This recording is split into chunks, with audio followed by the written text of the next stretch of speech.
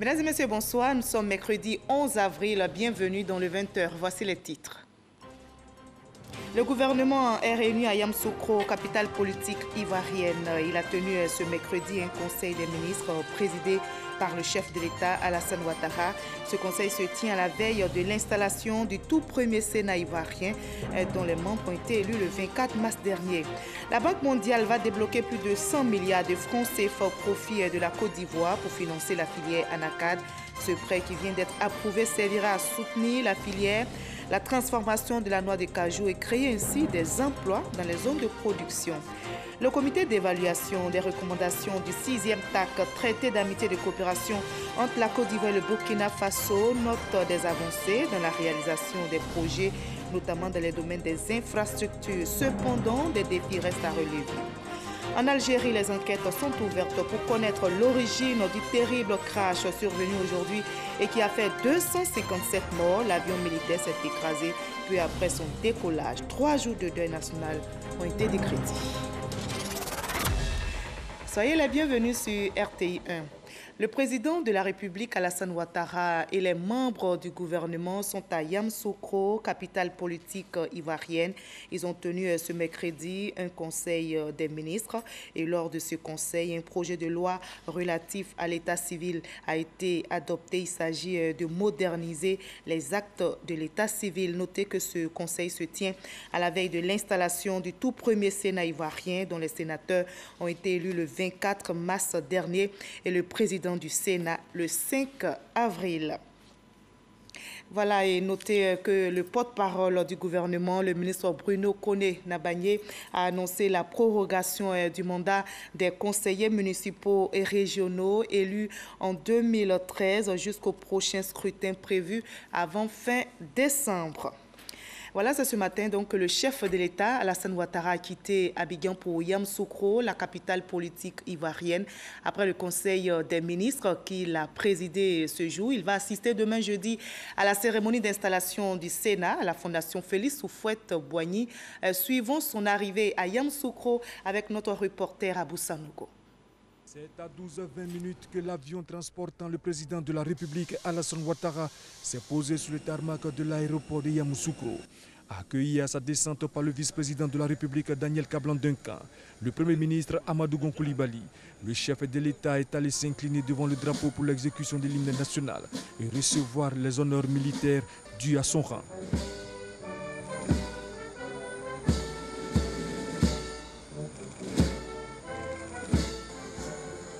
Honneur militaire rendu par la musique de la garde républicaine, le drapeau de l'État et sa garde, 2 brigades des élèves officiers d'actifs de l'école de forces armées de Zambakro, 2 pelotons de l'école de gendarmerie de Torogui et 2 sections de la garde républicaine. L'ensemble des troupes aux ordres du commandant Zadigossi. Venir à Yamoussoukro est toujours un plaisir pour moi, pour le gouvernement. Et nous sommes là, comme vous le savez, pour tenir un conseil des ministres. Nous avons décidé que régulièrement, si possible trimestriellement, nous tiendrons un conseil des ministres à Yamoussoukro. On n'a pas pu le faire en fin mars en raison de nombreuses activités à Abidjan. Et donc nous sommes très heureux de pouvoir tenir ce conseil ici ce 11 avril, après le conseil du 20 décembre dernier à Yamoussoukro. Et vous savez qu'également, nous avons un grand événement qui est la séance inaugurale du Sénat qui aura lieu le jeudi, donc demain, le jeudi 12 avril, qui est un grand moment constitutionnel et nous profiterons de notre séjour ici pour faire la rentrée solennelle du Sénat, qui est une institution importante. Et je pense que nous avons eu le temps d'expliquer à nos concitoyens, à l'occasion de la présentation de la Constitution de la Troisième République, ce qui est attendu du Sénat. Et je profiterai également de ce séjour pour rencontrer le corps préfectoral. Donc vous voyez, nous venons avec un calendrier bien chargé, mais c'est toujours un agréable plaisir d'être à Yamoussoukro et je salue toutes les populations de Yamoussoukro. Puis après, le président de la République, Alassane Ouattara, a échangé des civilités avec les grands commandements, des membres du gouvernement, des élus et cadres de la région du Béli, le tout dans une bonne ambiance. Voilà, calendrier bien chargé donc pour le président de la République, Alassane Ouattara, et les membres du gouvernement. Ils ont tenu ce mercredi même un conseil des ministres. Notez que lors de ce conseil, un projet relatif à l'état civil a été adopté. Il s'agit de moderniser les actes de l'état civil. Également, le conseil annonce la prorogation du mandat des conseillers municipaux et régionaux élus en 2013 jusqu'au prochain scrutin prévu avant fin de décembre. Nous allons écouter le porte-parole du gouvernement, le ministre Bruno Koné-Nabagné. Le Conseil a adopté 2 projets de loi. Le premier projet de loi est relatif à l'état civil. Ce projet de loi vise à moderniser le système national d'état civil avec des réformes fortes et innovantes portant sur la sécurisation et sur l'enregistrement des faits d'état civil. Ces faits étant la naissance, le mariage, le décès, etc. Ce nouveau dispositif réaménage particulièrement la procédure d'enregistrement des faits d'état civil avec l'intégration de nouveaux acteurs dans l'organisation et le fonctionnement des services de l'état civil de façon à rapprocher ces services des populations et à faciliter et accroître l'enregistrement des faits d'état civil.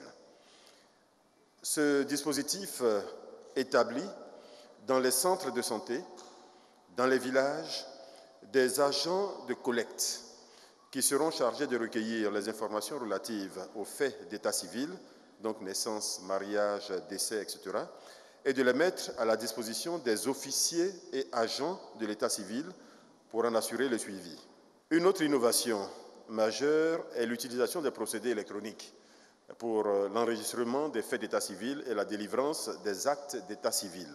À terme, cela va permettre d'aboutir à la dématérialisation complète des actes et des registres d'état civil, ce qui simplifiera l'établissement et la délivrance des actes d'état civil.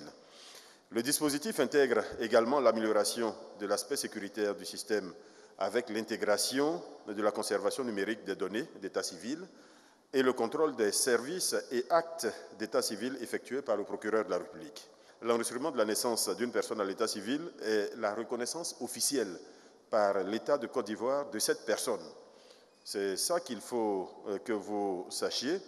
Et il faut également indiquer que l'état civil sert de preuve de la filiation de chaque individu se disant ivoirien. Donc, il est important que tous les moyens soient mis en œuvre pour que nous arrivions à un état civil fiabilisé et surtout à un état civil qui prend exhaustivement les personnes ressortissantes de notre pays, de sorte qu'il n'y ait pas d'omis, comme c'est le cas actuellement, puisqu'il semble qu'il y a plusieurs millions de personnes aujourd'hui se disant ivoiriennes qui ne sont pas déclarées à l'état civil ivoirien. Le second projet de loi va dans le même sens, dans le sens du renforcement, de la fiabilisation, de la clarification, etc. Ce second projet de loi institue une procédure spéciale de déclaration de naissance et de rétablissement d'identité et de transcription d'actes de naissance. Cette procédure spéciale est prévue pour une période d'1 an. Elle vise à faciliter l'accès et à accoutumer les populations au service de l'état civil, à rétablir les actes d'état civil détruits, à réduire le nombre de personnes non déclarées et à traiter les dysfonctionnements notés dans le système actuel de gestion de notre état civil. Et notez que demain, jeudi 12 avril, les premiers sénateurs de Côte d'Ivoire prendront officiellement fonction au cours d'une cérémonie solennelle. Ça se passera à la Fondation Félix Houphouët-Boigny de Yamoussoukro. Avant son départ pour Yamoussoukro, justement, le président Alassane Ouattara qui assistera à cette cérémonie solennelle, il a reçu hier le président du PDCI RDA, Henri Konan Bédié, au palais présidentiel ici à Abidjan.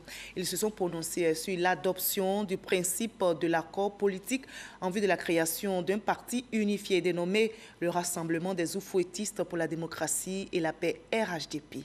On en sait plus avec Jérôme Kofi Aboulé.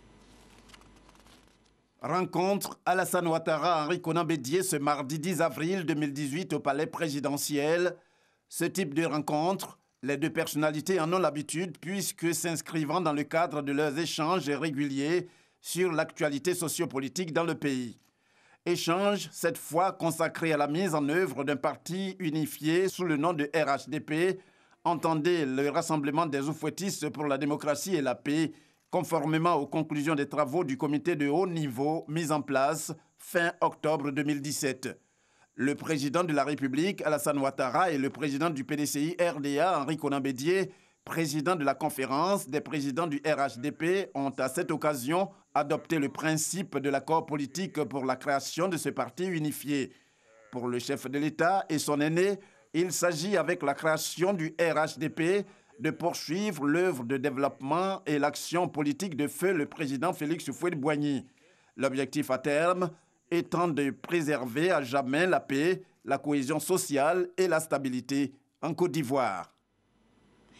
La Côte d'Ivoire aura donc ses premiers sénateurs. Ils seront installés demain à Yamoussoukro. Mais le pays se souvient de la crise post-électorale qui a endeuillé plusieurs familles. Nous sommes le 11 avril aujourd'hui et cela fait 7 ans que la Côte d'Ivoire a vécu des violences après des élections présidentielles en 2010. Comment le pays a-t-il rebondi après cette page triste de son histoire? Élément de réponse avec Konaté Moussa. Le 11 avril 2011, l'ex-président Laurent Gbagbo est arrêté à sa résidence après 5 mois de crise post-électorale. Et pourtant, l'élection présidentielle de 2010 avait suscité beaucoup d'espoir après une dizaine d'années de crise militaro-politique dans le pays. Mieux, la réussite du premier tour de ce scrutin, le 31 octobre 2010, avait laissé penser aux Ivoiriens une transition pacifique. Après le second tour, le 28 novembre qui a opposé les deux candidats Alassane Ouattara et Laurent Gbagbo, les résultats annoncés par la commission électorale indépendante le 2 décembre 2010 sont contestés par le camp de Laurent Gbagbo. Un climat de tension s'installe. Des négociations sont entamées durant plusieurs semaines pour convaincre l'ex-président de quitter le pouvoir sans succès. Des affrontements armés éclatent dans le pays. Plus de 3000 morts sont enregistrés. Le 11 avril, au cours d'un assaut à sa résidence, Laurent Gbagbo est arrêté en compagnie de son épouse et plusieurs de ses proches. Le 21 mai 2011, Alassane Ouattara est investi en présence de nombreux chefs d'État. Il s'engage pour la reconstruction du pays. De gros chantiers de construction et de réhabilitation d'infrastructures sont réalisés. Au plan juridique, des actions sont en cours. Laurent Gbagbo et Charles Blé Goudé sont jugés à La Haye, aux Pays-Bas. Simone Gbagbo, l'épouse de l'ex-chef de l'État, est condamnée à 20 ans de prison. De 2011 à ce jour, la Côte d'Ivoire a pu se repositionner sur le plan mondial avec un taux de croissance apprécié de tous. La collaboration avec investisseurs et diplomates, rompue depuis des années du fait des crises, est renouée sous l'ère Alassane Ouattara. Mais le plus gros souci demeure la question de la réconciliation. Des efforts sont constatés à ce niveau avec la création du Programme national de cohésion sociale qui a procédé à l'indemnisation des victimes et facilité le retour des exilés au pays. Le processus se poursuit pour la consolidation de la paix en Côte d'Ivoire. Au niveau agricole, la Banque mondiale va débloquer plus de 100 milliards de francs CFA au profit de notre pays pour financer la filière Anacad. Ce prêt qui vient d'être approuvé servira donc à soutenir la filière, à transformer la noix de cajou et créer ainsi des emplois dans les zones de production. Le potentiel d'emploi du secteur est évalué à 440 000, dont 60% destinés aux femmes. Noël Niagno. Bonne nouvelle pour la filière Anacad. Le conseil d'administration de la Banque mondiale a accordé ce mardi un prêt de 107 milliards de francs CFA à la Côte d'Ivoire. Ce financement s'inscrit dans le cadre du projet de promotion de la compétitivité de la chaîne de valeur de l'Anacad. Il s'agit ainsi de renforcer la contribution du secteur privé à l'économie, créer de nouvelles opportunités de diversification, enfin donner une impulsion à la production industrielle. Ce, grâce à la transformation locale de l'Anacad. Ce projet de 200 millions de dollars devra permettre justement d'aider les producteurs, d'aider à la mise en place de petites unités de transformation auprès des paysans. Mais ce sera sur la base de la demande. Il y aura des producteurs un peu plus gros, il y a des producteurs un peu plus petits. Mais ce qu'on vise, c'est de toucher tous les producteurs et surtout de ne pas exclure les petits producteurs de ce processus. Le potentiel d'emploi créé par la transformation du cajou, 440 000, dont au moins 60% destinés aux femmes. Notons que ce projet est assis sur 4 piliers. accroître la productivité des noix de cajou brutes au niveau des exploitations, améliorer la qualité et réduire les coûts de la collecte et du groupage, maximiser le financement en facilitant l'accès au crédit, améliorer le cadre juridique et réglementaire, enfin faciliter l'expansion du marché et le commerce avec les acheteurs internationaux. C'est le lieu d'indiquer que ce prêt d'environ 107 milliards est la manifestation du soutien de la Banque mondiale au plan national de développement de la Côte d'Ivoire sur la période 2016-2020. La Convention de la société civile ivoirienne a fait la restitution du suivi indépendant et participatif de 36 projets réalisés dans le cadre du contrat de désendettement-développement CDD. Ce contrôle citoyen vise à faire respecter les cahiers de charges et de garantir le caractère inclusif des projets. L'objectif est de soutenir le gouvernement ivoirien dans son combat en faveur de l'amélioration des conditions de vie des populations. L'enseigne Bakayoko. Ces projets au bénéfice des populations des districts autonomes d'Abidjan et de Yamoussoukro, ainsi que de 8 autres régions du pays, sont financés par l'Agence française de développement AFD à hauteur de 250 millions de francs CFA. C'est un partenariat de développement qui offre une opportunité à la société civile d'appréhender plus largement les enjeux de développement dans le pays, de développer des compétences en matière de suivi budgétaire et de plaidoyer, d'acquérir une expérience et une maturité en matière de débat public avec une pluralité de types d'acteurs et d'opinions.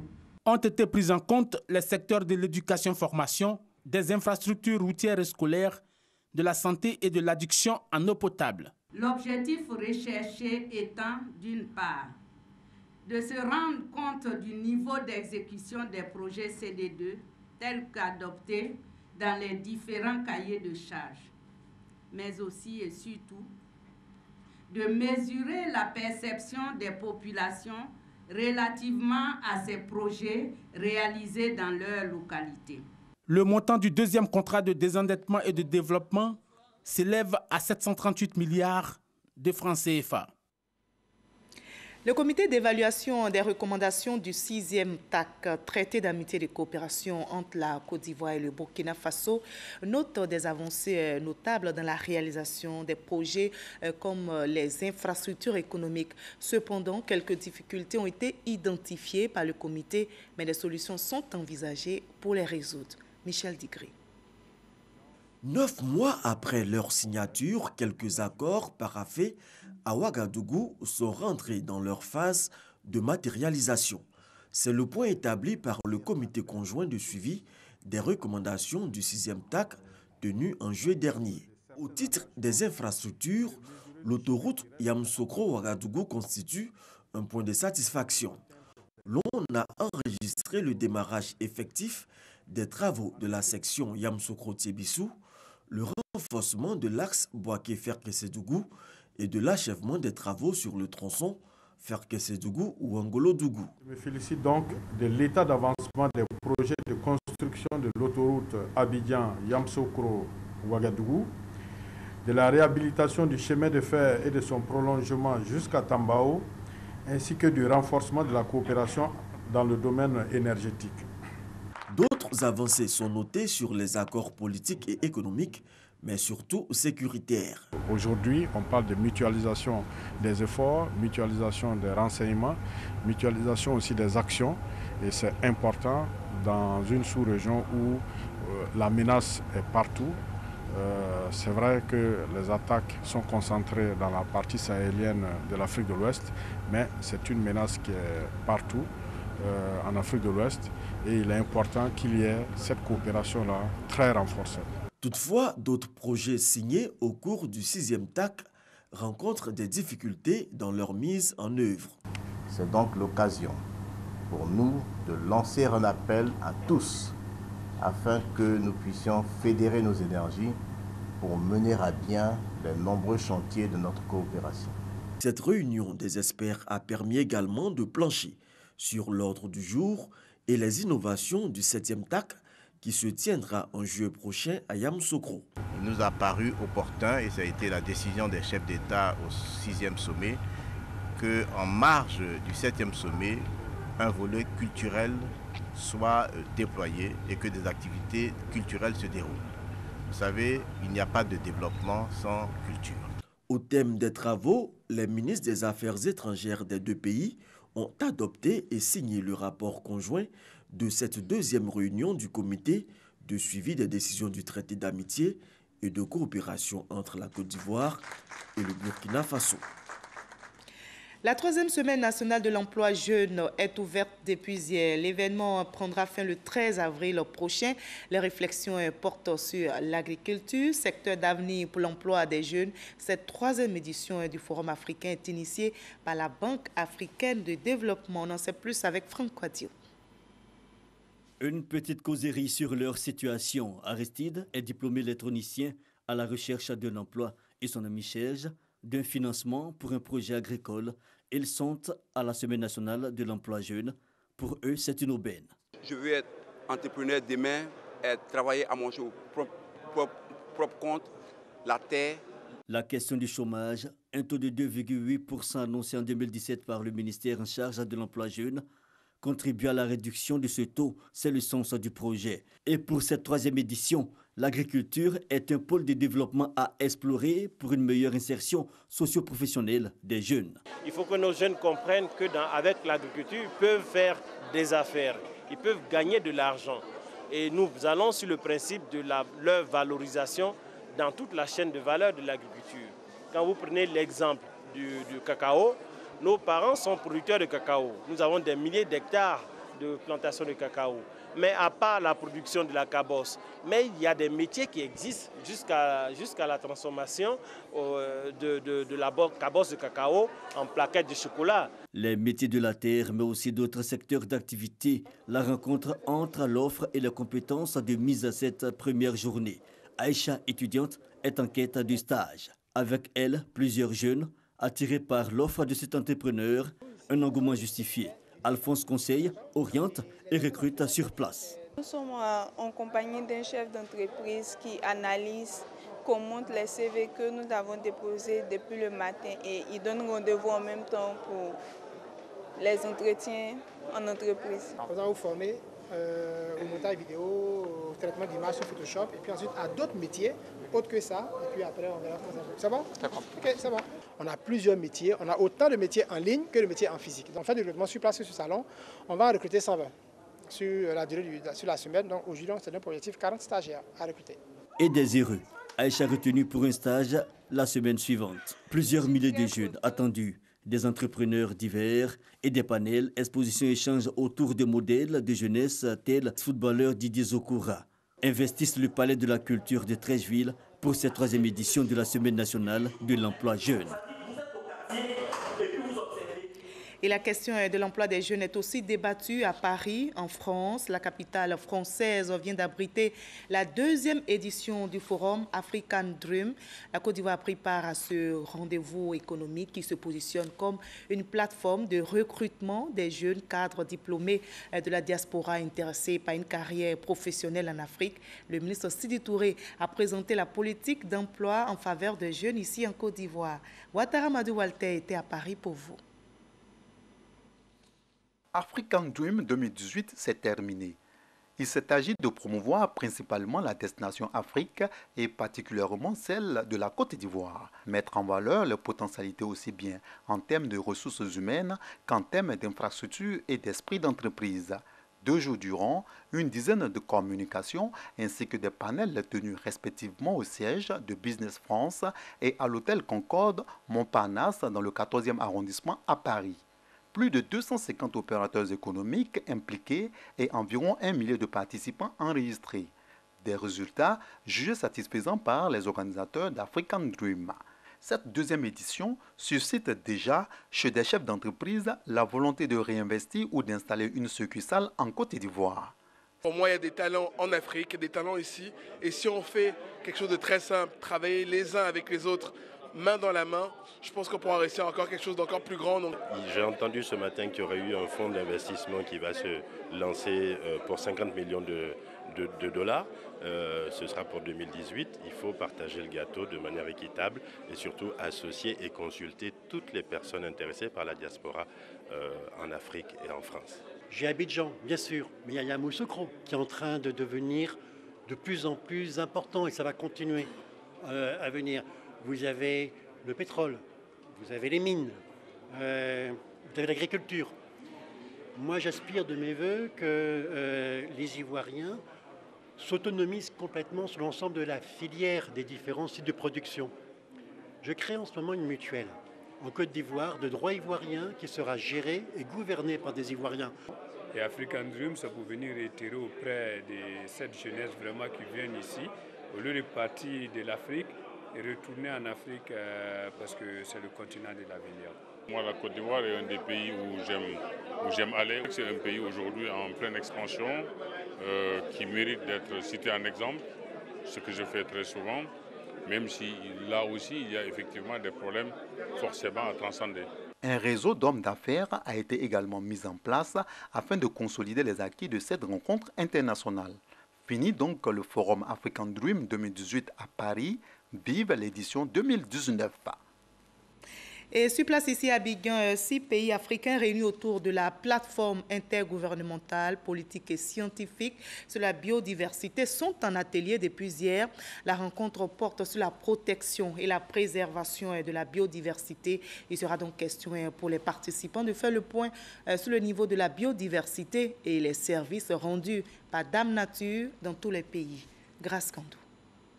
La biodiversité est l'ensemble des bénéfices que la nature apporte à l'homme tels que l'eau, l'alimentation, l'énergie et les ressources naturelles. Elle a fait l'objet d'une évaluation régionale.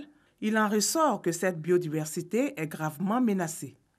L'étude a été réalisée par la plateforme intergouvernementale, scientifique et politique sur la biodiversité.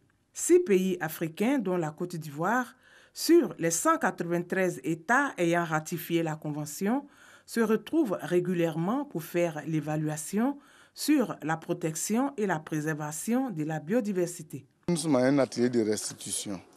Restitution d'une évaluation qui a eu lieu du 17 au 24 mars 2018 en Colombie, à Medellín. La région Afrique a voulu se réunir à Abidjan pour faire le point d'abord des résultats obtenus, réfléchir sur la manière d'utiliser donc ces résultats dans le futur et réfléchir également à la mise en place des plateformes nationales au niveau de chaque pays. Nous avons la chance d'avoir des acteurs principaux qui ont contribué à la rédaction de ces différentes évaluations régionales. Ils vont nous faciliter la tâche, la compréhension des choses, mais nous allons travailler en groupe pour ressortir les différents points clés. La dégradation des terres, l'orpaillage clandestin sont entre autres sujets qui seront abordés au cours de cet atelier. Au thème de cette rencontre, des propositions seront faites aux différents États en vue de leur adoption. L'Office national d'identification communique en application du décret portant identification des abonnés des services de télécommunication, TIC, ouvert au public et aux utilisateurs de cybercafés. La direction générale de l'ONU porte à la connaissance des ressortissants des pays de l'espace CEDEAO qu'il est mis en circulation un récépissé d'enrôlement biométrique à compter du mercredi 11 avril 2018. Par ailleurs, ce document qui ne vaut pas à titre d'identité est délivré essentiellement dans le cadre de l'identification des abonnés de téléphonie mobile dans les centres d'enrôlement de l'ONU. Je vous propose maintenant le reste de l'actualité à l'étranger. Pour cela, nous allons faire un bref tour en Syrie, en Centrafrique et en Algérie, où les enquêtes sont ouvertes pour connaître l'origine du terrible crash survenu aujourd'hui et qui a fait 257 morts. Sidonie Davila.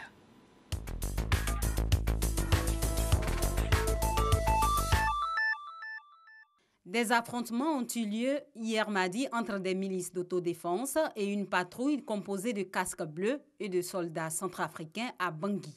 Bilan, un casque bleu tué et au moins 46 blessés durant les échanges de tirs. Ce mercredi, les corps de 17 personnes tuées ont été déposés par les habitants du quartier musulman de Bangui devant le QG de la MINUSCA, mission de l'ONU en Centrafrique. 257 personnes ont trouvé la mort dans un crash d'avion. L'appareil s'est écrasé ce mercredi peu après son décollage de la base aérienne de Boufarik, près d'Alger. Les victimes sont majoritairement des militaires et des membres de leur famille. Aucune hypothèse n'a été pour l'heure avancée pour expliquer l'accident. Le président algérien Abdelaziz Bouteflika a décrété un deuil national de 3 jours à compter de ce mercredi. Donald Trump a averti ce mercredi d'une riposte occidentale imminente aux bombardements chimiques présumés en Syrie. Dans des tweets matinaux, le président américain s'en est particulièrement pris à la Russie, soutien indéfectible du régime du président syrien, accusé d'être responsable d'une attaque chimique présumée près de Damas qui a fait plus de 40 morts en fin de semaine dernière. La menace du président américain a été appuyée par le Pentagone qui s'est dit prêt à lui présenter des options militaires pour frapper en Syrie.